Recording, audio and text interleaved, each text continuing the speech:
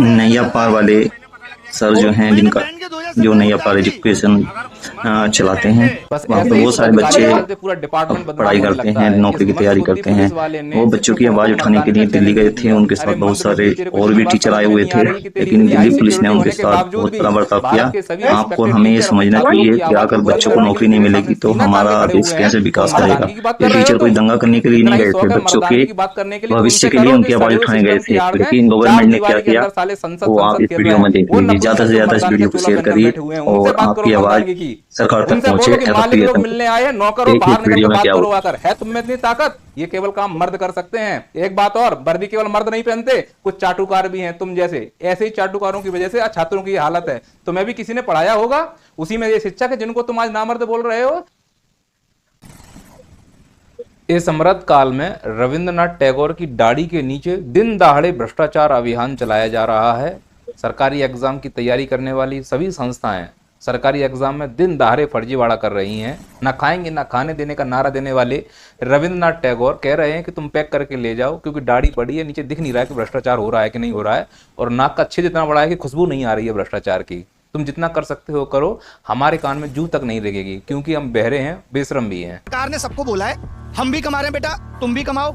SSC गलत सवाल पूछती है 10-10 एक पेपर में, बच्चों से कहती है 100-100 रुपए दो, बताओ कौन सा गलत है। वहां से करोड़ों रुपए कमाते हैं। रेलवे कहती है 500 रुपए दो, 400 बाद में वापस करेंगे। 400-500 करोड़ का धंधा एडीक्यूटी को दे दिया, वो बच्चों का बस्ता रखने का 50-50 रुपए वसूल रहे हैं। हर एंगल पे ये लोग बैग रखने का भी पैसा लिया जाए। बेशर्मी की हाइट तो यूं समझो कि 2014 से जो भ्रष्टाचार अभियान शुरू हुआ है, उसमें सभी संस्थाओं में ये होड़ लगी थी कि अव्वल कौन आएगा, फिर वो चाहे बीपीएससी हो या एमपीपीएससी, लेकिन कोई भी एसएससी को टक्कर नहीं दे पाया। हर साल की तरह इस बार भी भ्रष्टाचार में एसएससी अव्वल रही है। इसका नाम है स्टाफ सिलेक्शन कमीशन। मैं तो कहता हूं नाम मत दो, सुपर स्कैम कमीशन नाम कर दिया जाए। हिंदी में कहते हैं कर्मचारी चयन आयोग, मैं कहता हूं कर्म नहीं, ये कांड कर रहा है, इसका नाम रख दो कांडकारी चयन आयोग।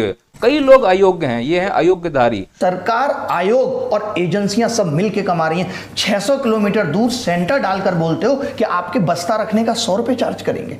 600 किलोमीटर दूर आता है, दूर सेंटर डाल रहे हैं। मैंने इस पे पूछा डायरेक्टर क्या साहब वो से, नकल कल वकल मुलाकात रोकने हुई। के लिए, नकल वकल रोकने के लिए क्या हाँ, लॉजिक क्या नकल, रहता है? उनका यही था कि बच्चा सेटिंग ना कर ले। भाई को यही नहीं मालूम उत्तर से दक्षिण भारत की कुल लंबाई 32-14 किलोमीटर है। जम्मू कश्मीर वाले लड़के को अंडमान निकोबार भेजा जा रहा है और अंडमान निकोबार वाले बच्चे को गुजरात भेजा जा रहा है।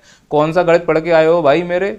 पेपर लीक से सिलेक्शन हुआ है तुम्हारा, मैं गारंटी दे सकता हूं। या तुमने किसी नेता को दी होगी घूस, तभी तुम इस पद पर पहुंचे हो। योग्य नहीं हो बे, इसीलिए इस आयोग का नाम आज से रख दिया जाएगा कांडकारी अयोग्य आयोग। अयोग्य हैं सब लोग। और 2016 से एसएससी ने कोई भी कर्म नहीं किए, केवल कांड किए हैं, जिनके चलते बच्चे इतने परेशान हो रहे हैं कि कभी सेंटर जाते हैं तो एग्जाम कैंसिल हो जाता है, कभी कीबोर्ड काम नहीं करता।